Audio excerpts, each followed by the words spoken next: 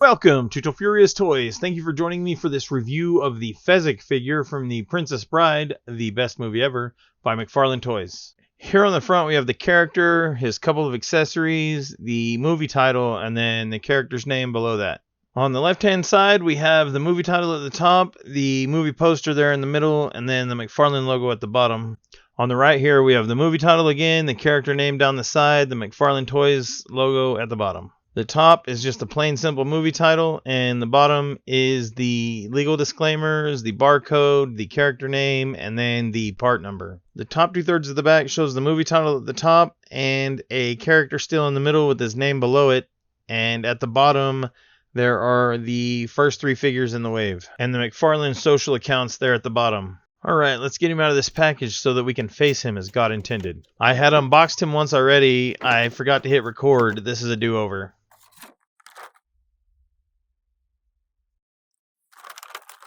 My way is not very sportsmanlike. I did that on purpose.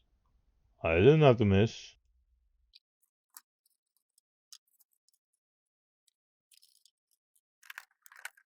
Anybody want a peanut? Although there were no physical peanuts in the movie, it was a main staple of the movie. You are the Brute Squad. Take my hand, don't be afraid, I'm gonna prove every word of whoops. When I got the initial 3, Fezzik was nowhere to be found, and I was pretty sad about it. I was not prepared at how large he would be. Despite having that thick hair, he looks up pretty far. He also looks down pretty good and has full 360. The arms go up at the shoulders about that far. This side is ratcheted, and this side is just loose and floppy.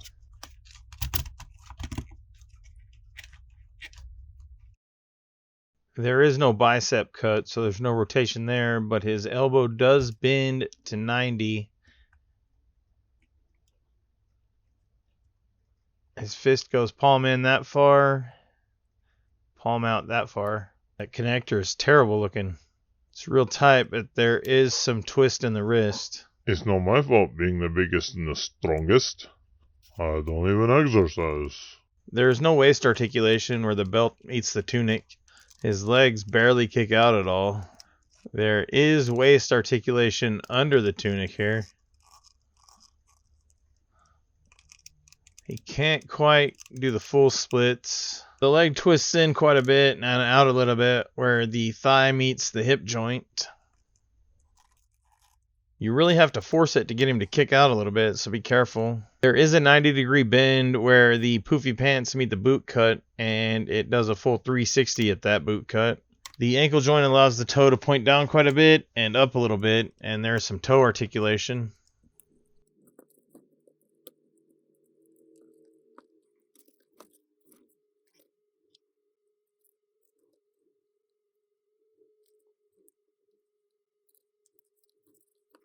Going to jump the gun a little bit here on the comparisons. I just wanted to take a look at it next to this Super 7. Super 7's got a little bit of a bobbly head. Hair's a lot darker. He's a lot smaller and smoother. This is probably a younger iteration. Getting the ruler back here, we see that he stands at 9.5 inches to the top of his curls.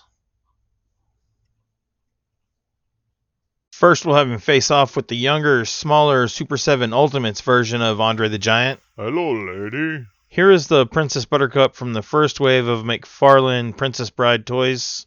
So what happens now? We face each other as God intended. Sportsmanlike. No trick, no weapons. Skill against skill alone. You mean you put down your rock and I'll put down my sword? We try to kill each other like civilized people? Could kill you now. Alright, moving on. Here is the Inigo Montoya from the wave. One swordsman gives way to another. Here is He-Man from the Masterverse series. Inigo gives way to Batfleck from the Mezco 112 collective. We'll trade Masterverse He-Man for a Masters of the Universe classic Skeletor.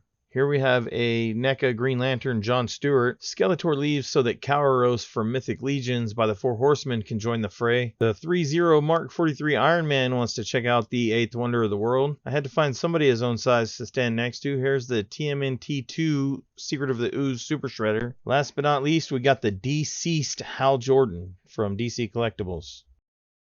Picked up the initial 3 from Target, and I could not wait to get my hands on this Andre the Giant. I kept going back and back and back until I eventually found him months later. Got him from a Walmart though. I could have pre-ordered it from Big Bad Toy Store, but I wanted to find him in the wild. Kinda wish he would have put cards in these as he did with the DC Multiverse figures. I love these poofy pirate pants. They are very screen accurate. His whole outfit is screen accurate. I love it. There aren't many options for accessories you could use to bundle with Fezzik here, but I think they nailed it with this rock and the peanut. The Wave 2 version is just going to have the Holocaust cloak. They should have thrown in that wheelbarrow with it. I could probably keep going, but I should let you guys go. There it is. This has been my review of the Fezzik figure from The Princess Bride, the best movie ever, by McFarlane Toys. I do appreciate your time if you stuck with me this far. If you like what you have seen, please punch that thumbs up icon in the face. If you didn't care for it, please let me know how I may improve for future videos. I'd like to give a special shout out to Gas Mask Boy and a thank you to everybody who has subscribed to my channel and checks out my videos on the regular. Thank you for joining me here at Tofurious Toys.